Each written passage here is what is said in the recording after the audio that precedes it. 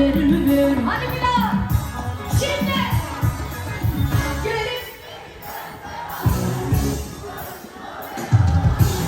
Hırsız, bir dakika. Yarış yapacağım. Önce sağ taraftan duyacağım gelip beni benden aldın. Sonra sol, sonra orada. Bakalım kim daha yüksek söyleyecek.